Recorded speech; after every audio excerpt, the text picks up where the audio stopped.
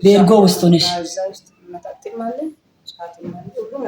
ጫትን ትቂሚያለሽ፣ መጠጥም ትጠጪያለሽ፣ ዝሙትም ትሰራለሽ። እሺ ከዛ የሚገኝ ነገር አለ እንዴ እናት? ከ2000 እስከ 12 አካባቢ የዓለም ስራ ሲባል ብዙ ስራ አለ። እሺ ምንድን ነው እሱ? ድምፅሽን ከፍ አድርገሽ። ያው ልጆቹም ስላለ ልጆቹን ለማሳደግ ስለፈለግ መረዳም ሳውል እና አቅምም የለም እና ከዛም ጀምሮ እኔ በቃ ዝሙት ከወንዶች ጋር ነው የምሰራው። ዝሙት ከወንዶች ጋር ትሰራለሽ። 2 ልጆች አሉሽ። ሁለቱም የተለያየ አባት ነው ያለው። የሚያሳድግልሽ ሰው የለሽም።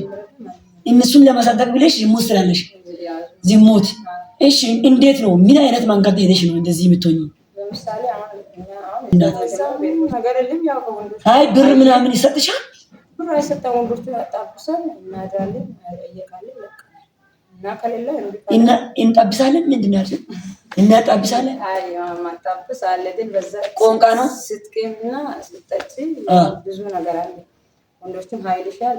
እኔም በቃ ከዛ እስማማለሁ። ስንት ብር ትሰጣለህ? ለምን ያ ልጆች በምን አሳድጋለሁ ለማለቴ አቅምም ስለሌለኝ በዛም የሰራሁትን ወይ ቤርጎ የቀኑም ሰው የሚሰጠም አለ። እዛ ራሴም ደግሞ ሀይት ያለሽ አይ ብዬ ከወንዶች ጋር እናጣብስንም አዳርም አለ። ያንን እንዴ ያለ ደስ ያለ ሰው ይሰጣል። ደስ ያለ ይሰጣም ላሰጣም ይችላል። በማይረባ ብር እና ለልጆች ለማሳደግ ብለሽ ነው። በዛ ላይ ምን ያልባት የገጠመሽ ነገር አለ? እንደዚህ ወንዶች ምን ያልባት ክፉ ስራ ሲሰራ የዝሙት ሲሰራ ያው ይጠጣሉ ብለሻል፣ ይቂማሉ፣ ይጨፍራሉ። አዎ መጨፈርም ማለት ነው።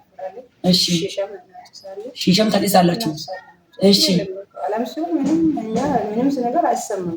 በቃ ለዛ ለራሳችን አየር ነው የምንኖረው ማለት ነው። እሺ እግዚአብሔር ነገርም አናውቅም። ስለ እግዚአብሔር ነገርም አታውቁም።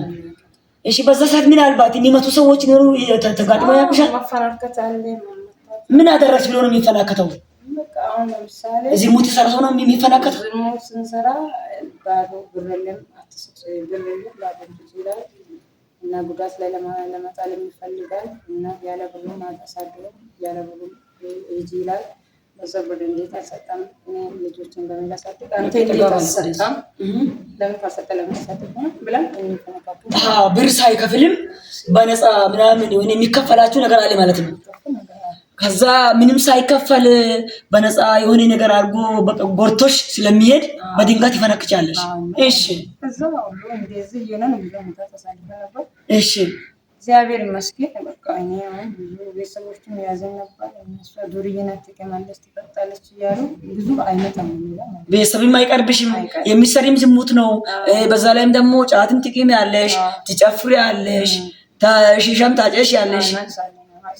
እሺ ሲጋራ ደግሞ በጣም ሲጋራ አንተ ወጪ ያለሽ ማን ነው የሚገዛልሽ ሲጋራ? በቃ አይ ጀለሶች አሉ እንጋጫጫለን። ጀለሶች ማለት ምን ማለት? ጎተኛ ማለት እኔ ጋር ካለ እኔ ጋር አሁን ለምሳሌ 200 ካለ አንቺ ጋር ምንም ከሌለ አጋጫጭተን እንቀማለን። እኔ ዛሬ ባዶ ሆኜ አንቺ ጋር ካለ ለምሳሌ አንድ ሰው ካለ አጋጫጭቶ ይቀማሉ፣ ይጠጣሉ። በዛ እሺ በጣም የደረሰብሽ ጉዳት የለብኝ? አንቺን መጥቶ ምናምን ጉዳት ያደረሰ ሰው የለሽ? ብዙ ጉዳት በጣም ያኔ ስትመጪ በጣም ጥቁር ነበርሽ። እንደዚህ አሁን ወዝ ወጥቷል፣ እንደዚህ ሆነሻል።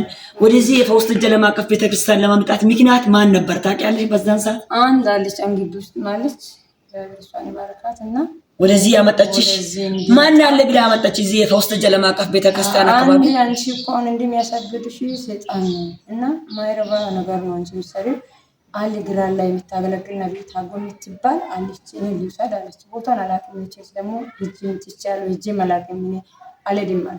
አረ እኔ ከችግር የለም። እኔ እንደውም ያኔ 12 ሰዓት ነው እዚህ ፕሮግራም ትክክል ነው። 2012 ላይ 12 ሰዓት ነው። 2013 ላይ 13 ላይ 12 ሰዓት እዚህ ይዛ መጣች። 3 ሰዓት እንነቃለን ማለት ነው። ጌታ አገኘሽ